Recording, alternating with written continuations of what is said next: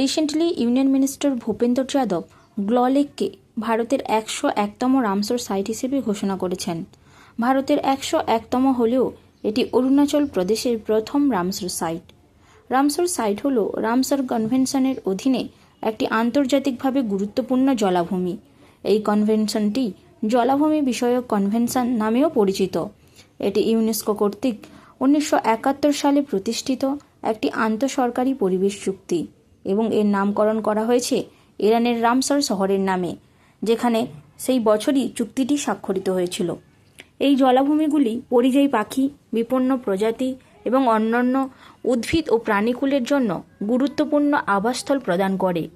এগুলি ভূগর্ভস্থ জল পুনর্ভরণ, বন্যা নিয়ন্ত্রণ এবং জলবায়ু নিয়ন্ত্রণে সহায়তা করে, পাশাপাশি মৎস্য শিকার ও কৃষির মতো স্থানীয় জীবিকাকে সমর্থন করে। সমগ্র বিশ্বে প্রায় 2500টির বেশি রামসর সাইট রয়েছে। বিশ্বে সর্বাধিক সংখ্যক সাইট থাকা দেশগুলোর মধ্যে প্রথম হল ইউকে, যেখানে 176টি রামসর সাইট রয়েছে। আবার কনভেনশনের সুরক্ষার অধীনে থাকা জলাভূমির মধ্যে ব্রাজিলের এলাকা সবচেয়ে বড়।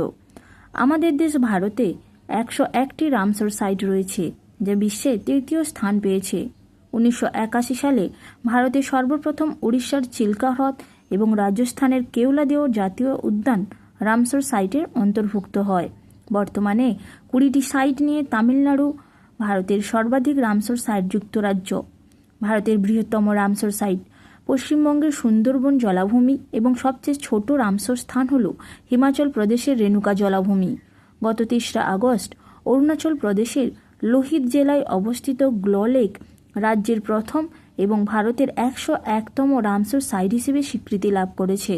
এটি কামলাং টাইগার রিজার্ভ এবং বন্যপ্রাণী অভয়ারণ্যের অভ্যন্তরে পূর্ব হিমালয় অঞ্চলে অবস্থিত একটি স্বচ্ছ ও প্রাকৃতিক মিষ্টি জলের হ্রদ। এখানে 150টির বেশি প্রজাতির গাছ এবং 49টি প্রজাতির অর্কিড সহ নানা ধরনের দুর্লভ উদ্ভিদ ও প্রাণী রয়েছে। রামসর ট্যাগ এই জলাভূমির একটি আন্তর্জাতিক নেটওয়ার্ক গড়ে তুলতে ও রক্ষণাবেক্ষণে সহায়তা করবে, যা এর বাস্তুতন্ত্রের উপাদান, প্রক্রিয়া এবং সুবিধাগুলো বজায় রাখার মাধ্যমে বৈশ্বিক জীববৈচিত্র্য সংরক্ষণ এবং মানব জীবন ধারণের জন্য গুরুত্বপূর্ণ। Thank you friends for visiting my channel.